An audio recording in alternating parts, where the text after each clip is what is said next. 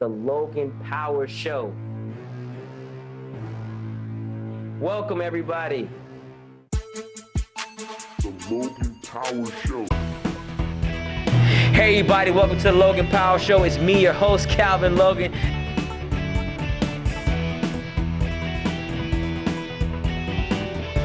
Definitely. So, hey, we're having some fun here.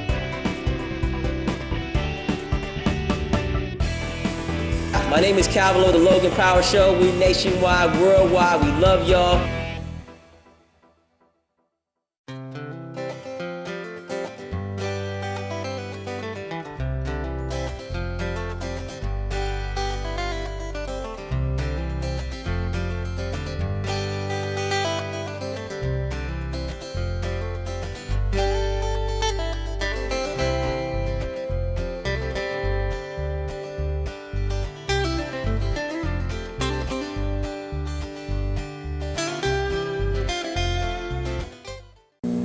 Looking good, huh?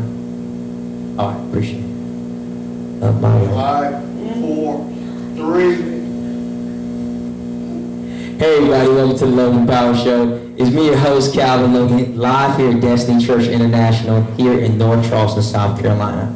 Well, I got with me the group Love Beyond Bars. Here I got the CEO and founder, Miss Jenice Green, along with LaShonda Neesmith Jackson and Charlene Johnson. How you ladies doing? Great. Awesome. How about yourself? Fantastic. All right, Love Beyond Bars. Miss Green, CEO and founder, tell us about this company, Love Beyond Bars. Well, we are a nonprofit organization. We started in September. And you want to know how it came about? Yeah, how it came about. All right. Well, how it came about was this wonderful man that you see right here, my husband, Barry Green. Before we got married, there was a law case situation where they took his past, they packaged it, and made a present to try to keep him in the system. Got it.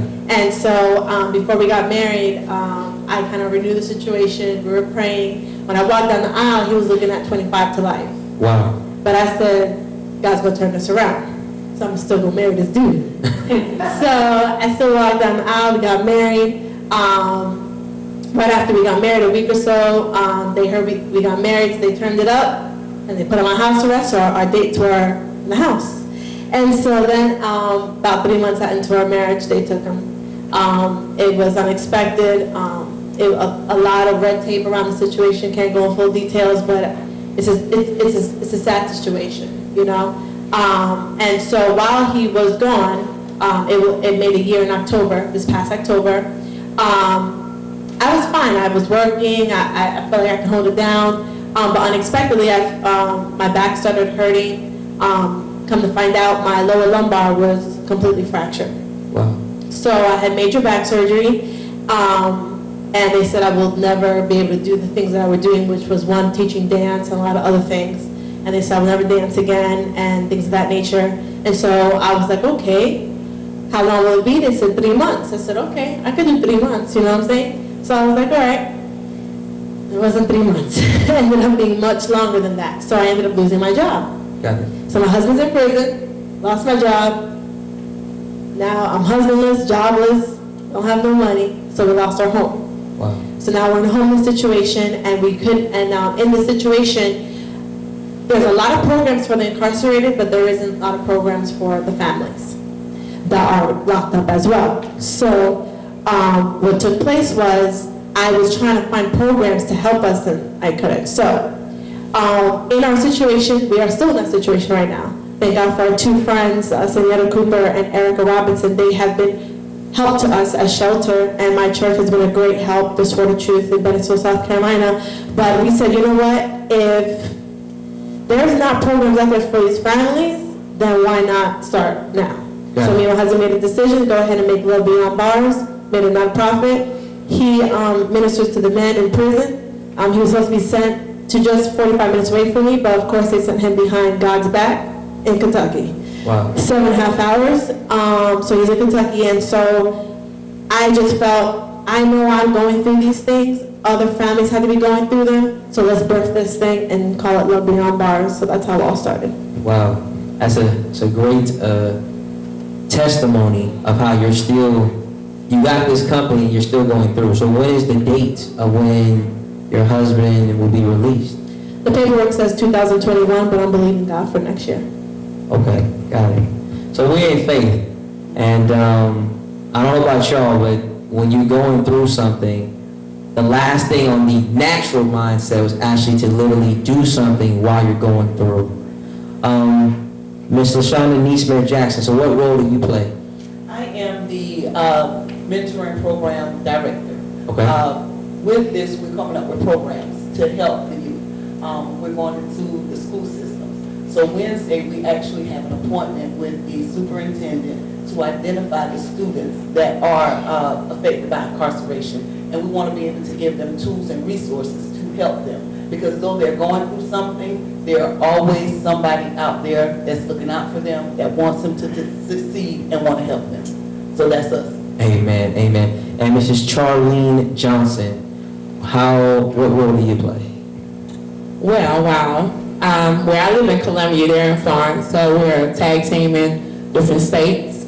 So which I will be over directing in Columbia, South Carolina. Okay. As far as the team, so we can spread it, that we can be able to reach out to families and friends, loved ones. And I became more interested in it when she brought the position to me, amen, because of my situation personally, because I believe in when you can be able to help someone, you have to be able to go through something, then you be able to help them get through their tough times in the road. So I took and got a board on it, because I know God is going to move mighty. Amen, amen, amen. And so, Ms. Green, with regards to you are doing this foundation that you started, what is the game plan? Because a lot of people who do a business is already past their testimony. You're still going through your testimony. So what is the game plan? Where do you envision? What does God say you need to do in 2017? Well, in 2017, my pastor, Pastor Brown, how this came about also, he said if you're going to go through something, make the pain pay. So I'm making pain pay. So in 2017, everything that I do is intentional, purposeful, and making sure that this pain that I'm going through, making it pay.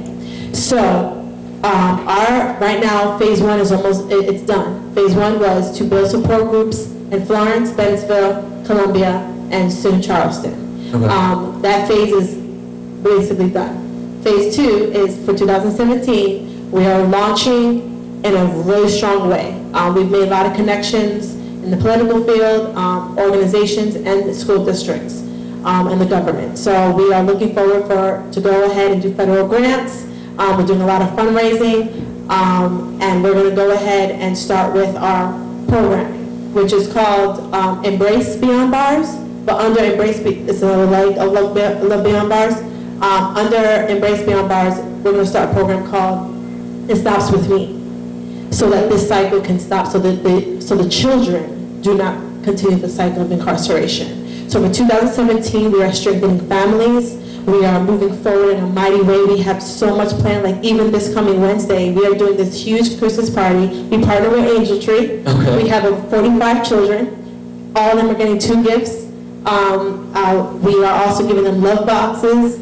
We're giving them a great big spread dinner. We have entertainment. We have Santa Claus coming. I mean, it's going to be a great Christmas. It's already hard to not have daddy or mommy for Christmas. So I want them to really, really enjoy their time for Christmas next Wednesday, December 14th in Florence. Okay. Then moving forward, we're having a big expo. July 29th, we're having a big expo where we would like entertainment and Christian artists, and we partner with South Carolina Works to have about 15 businesses that will ban the box. That day, ex-offenders will come and apply for jobs. And I want to promote employment that day, promote empowering the families, having fun, strengthening them, because we'll have workshops going on all around. It's just be a great, great day there at Columbia Convention Center on July 29th. So that's just the beginning. Okay. But there's so much more that we're going to do. But strengthening the families is number one, bringing them together. Amen. And now from the data that you ladies have collected, and when it comes to the education part of helping those children that have been affected, what data have you gotten from this? That, children who've been affected, that parents that are locked up, what have you found out? They're suffering, they're having problems, and it's affecting their schoolwork. It's affecting the drive. One thing, I have a nonprofit organization called Embrace. So we're partnering up, and that's why it's called Embrace Beyond Bars. My whole motto is education for progression. I feel like in order for you to, we say knowledge is power. And I remember when somebody said it to me, and honestly, I never knew what it meant. Knowledge is power. I was just, oh, what do you mean? But you have to really understand and break that down to our young people. The more knowledge you have, the more places you're able to go, the more things you're able to do. And that's what we have to break down to them. We have to let them know that where they live today doesn't determine where they're going to live in the future. That's just where you're growing up. That's not home for you. And we have to get them to understand a lot of our people within our community are entrepreneurs. They're entrepreneurs. Granted, they're marketing the wrong products, but they are entrepreneurs. And we have to bring that out of them, and we have to educate them and really teach them, reprogram. And I think it starts with the individual. My first thing going forward that I would like to implement in the younger people is self-esteem, self-love, self-confidence.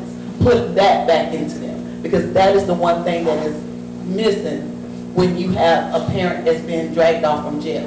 Now your self-esteem is lower. You don't know where to get motivation from. There is no motivation. You don't know where to get anything from. Resources, tools, none of that. And we have to pour into our young generation, because today's youth are tomorrow's leaders. And right now, we have to help them, and we have to pour into their lives, because right now, we're their future. But guess what? At the same time, they're going to be our future. Amen. Amen. Now, Ms. Johnson, since you are handling other things in the Columbia area, what particular are you dealing with, jails and prisons, or just prisons? Jails and prisons. Got it. As well, because by, again, having more experience, exactly what's going on, and like I said, when you actually been into a situation, still in, you'll know how to approach both ends, inside and outside of prison. Even I like the piggyback on what my friend girl right here said, amen. Amen. I have a nephew. Got it. And I know exactly what she's saying, because I had to take trips to the school, because my great nephew, because my nephew, he is in prison. Got it. And his son is suffering a lot.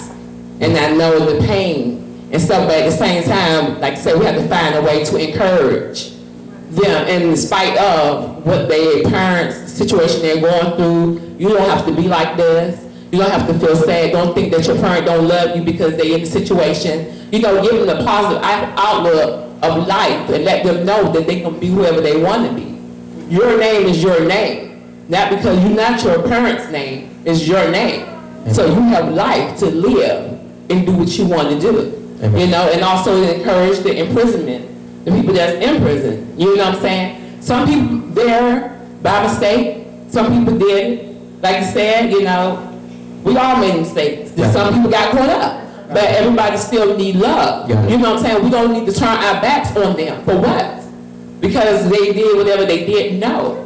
This is how we help them move on and to get better, so when they do get out or whatever, they can be able to help somebody else. Or while they even inside there, they like, well, somebody care about me, let me reach out to some of these young guys that's there, or even females that's in here, and let them know, so that they have a better chance than I did, then I want to help them. Got it. So it goes both ways. Amen. And to add to that, another thing for 2017 that we're going to be doing with the federal grants and the funding, and why we need people to please to sow into this ministry, there's a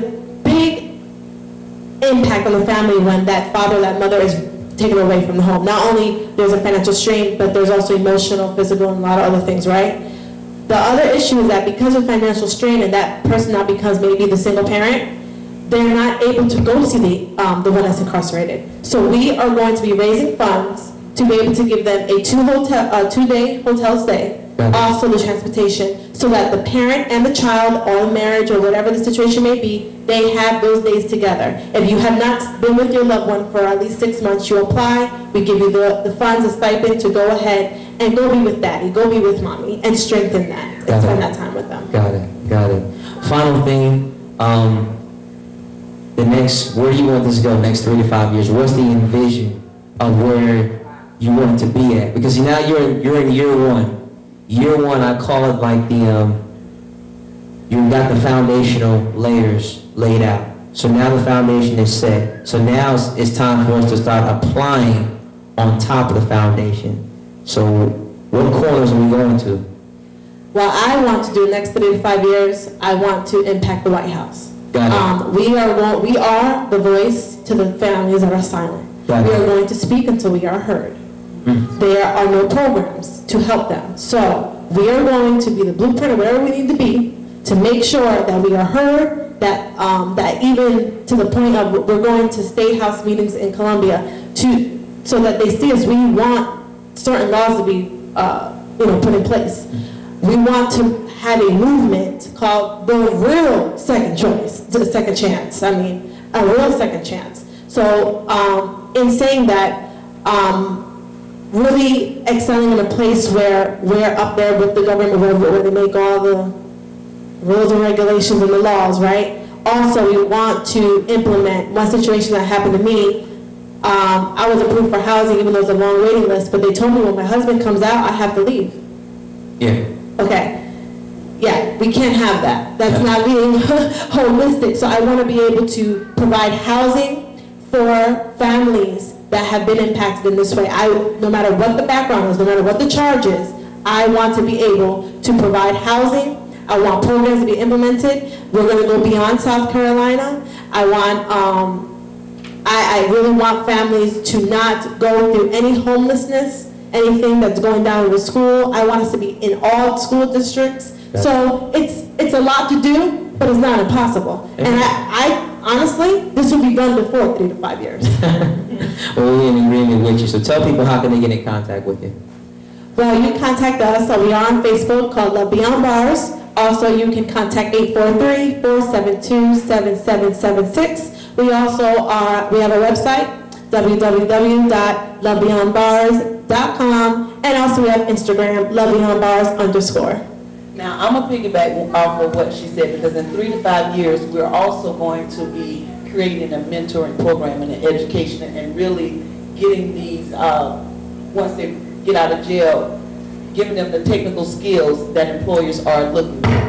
Also, really implementing a mentoring program that once the first group graduates, then they will turn on to be mentors. So my goal is turning regular people now, we're mentoring them, but then they become mentors for other people. So if you don't see one mentor, be one mentor. And I'm going to give it to you guys because I got a song about that too. I need y'all help. Amen. Well, we got a surprise guest. You ready for it, sweetie? Come on. Josiah. 4-year-old Josiah. Come on here. She's a Love Beyond Bars advocate. Come on, sit down next to Mama. Yes. All right, so I heard you had something to tell us, something important. And let's hear what you got to say. Let's hear it. Come on. Let's hear what you got to say. I want to hear it real loud. Josiah acting shy today. Come on. Daddy so much. You love Daddy so much. Okay. Well, Mr. Green, my name is Calvin Lowe with the Logan Power Show. You don't know me, and I don't know you, and I want you to understand this, that your prayers always heard. God has your back. Your biggest thing right now is that you gotta say to yourself, my prayers go farther than my presence. And that's what you got to tell God every day. You have to tell God to say, Father, no matter what circumstance I've done, you've forgiven me. 1 John 1:9. It's the first thing you got to ask yourself, God, forgive me. Then second thing, I want you to get closer to God. Now, I can't say it's not tough. It is tough. But we're in faith with you. Your wife says 2017, you coming home. I'm in faith that you got the lawyer that's going to make it happen for 2017. So I'm speaking to it right now. I'm speaking to your situation. I don't care what you've been through. I don't know you, and I'm not talking bad about you, but your wife is in faith. Your daughter's in faith with you. Everyone here is in faith with you on this panel. When you come out, I need to see you, so I can shake your hand and say, to God be the glory. Amen. And I want other people to know how good God has been. For God so loved the world that he gave his only begotten son. So God died on the cross for you. I don't care what you've done wrong. God can always change your circumstance, your situation. Well, that's all the time I got. My name is Calvin Lowe, the Logan Power Show. Nationwide, worldwide. With love beyond bars. Yes. Before we go and sign off, we're going to have Ms. Jenice Green. She's going to do a praise and worship dance for us. So we'll be right back after this quick commercial break. All right.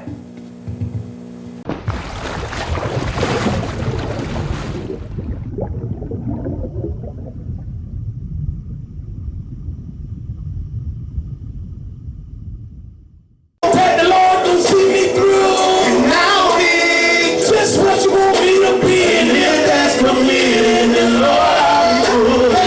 You wonder why I don't never worry about a thing. I believe completed. I believe completed. The Lord will never make me stray. Set apart. And now you do whatever you want me to do. 'Cause I know that the Lord can.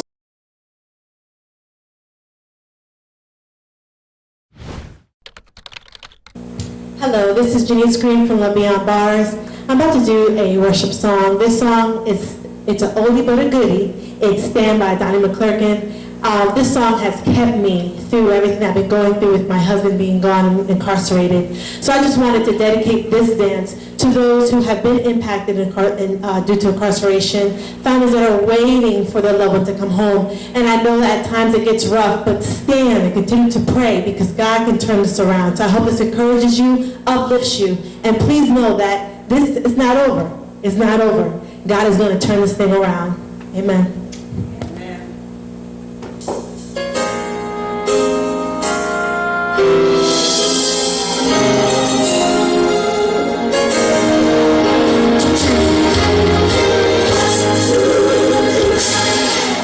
When you don't know you can't end, it seems like it's never enough. And what do you say when you're